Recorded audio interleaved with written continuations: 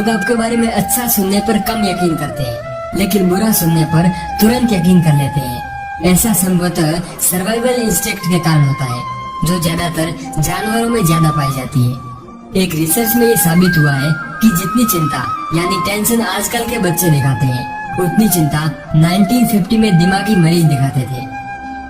मनोविज्ञान के अनुसार अगर किसी पुरुष को किसी बात से तकलीफ पहुंची हो तो वो उस बात को भूल जाते हैं, लेकिन माफ नहीं करते। लेकिन अगर किसी महिला को किसी बात से तकलीफ हुई हो तो वो उसे माफ तो कर देती है, लेकिन भूलती नहीं। एक इंसान के लिए सबसे मुश्किल कामों में से एक है खुद को ये समझाना कि अब मुझे किसी की परवाह नहीं। मनोविज्ञान कहता है कि हम जितना ज्यादा दूसरों पर खर्च करते हैं, हम उतने ही ज्यादा खुश रहते हैं। एक रिसर्च में ये साबित हुआ है कि यदि आप किसी को अपने गोल्स यानी लक्ष्य को बता देते हैं तो आपके सफल होने की संभावना कम हो जाती है। ऐसा इसलिए होता है क्योंकि आप वो प्रेरणा खो देते हैं, यानी मोटिवेशन लूज कर देते हैं। और मनोविज्ञान कहता है कि 90% लोग मैसेज या पत्र में वही चीजें लिखते हैं जिन्हें वो खुद कह नहीं सकते। और आपका फेवरेट गाना आपको इसलिए पसंद है क्योंकि वो आपकी जिंदगी की किसी असल घटना के साथ जुड़ा होता है।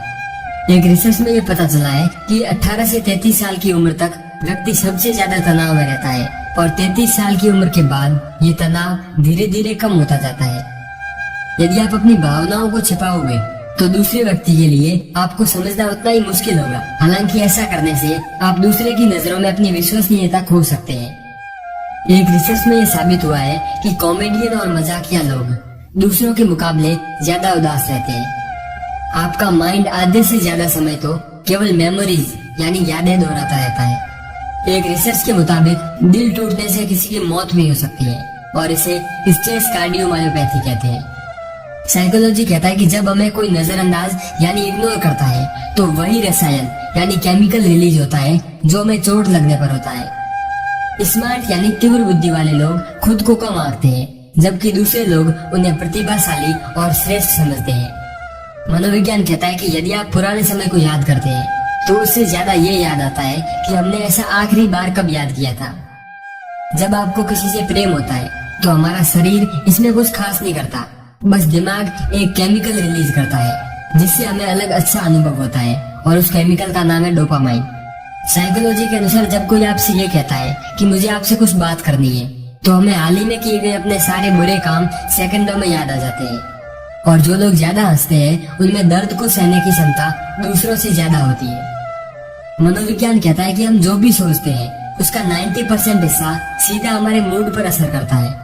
एक गलत विचार सारे मूड को खराब कर सकता है। किसी के साथ ज्यादा समय बिताने से आप उसकी आदतें अपनाने लगते हैं, इसलिए सोच समझकर दोस्त बनाएं।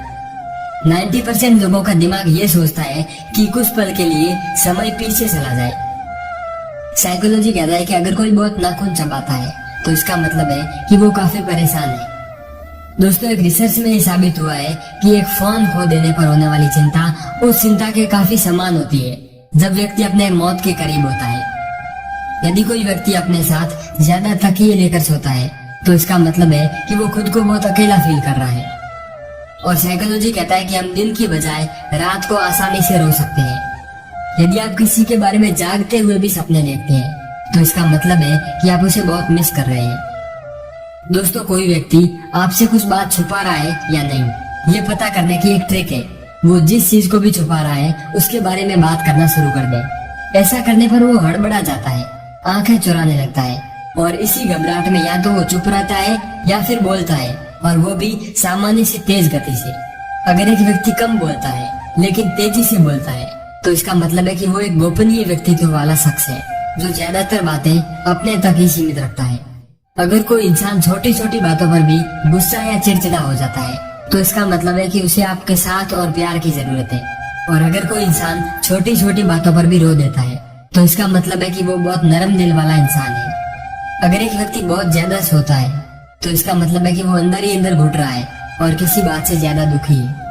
मनोविज्ञान कहता है कि अगर कोई रो नहीं सकता तो इसका मतलब है कि वो इंसान भावनात्मक रूप से कमजोर है। रोना एक व्यक्ति को कमजोर नहीं बल्कि भावनात्मक रूप से मजबूत बनाता है। अगर कोई व्यक्ति असामान्य तरीके से खाना खाता है तो इसका मतलब है कि वो किसी बात को लेकर बहुत ज्यादा तनाव में है। लोगों की बोरिंग बातों को भी रीराइट करके उन्हें इंटरेस्टिंग बना सकता है। और मनोविज्ञान कहता है कि आप जिस तरह के गाने सुनते हैं उसी तरह से आप इस दुनिया को देखने लग जाते हैं।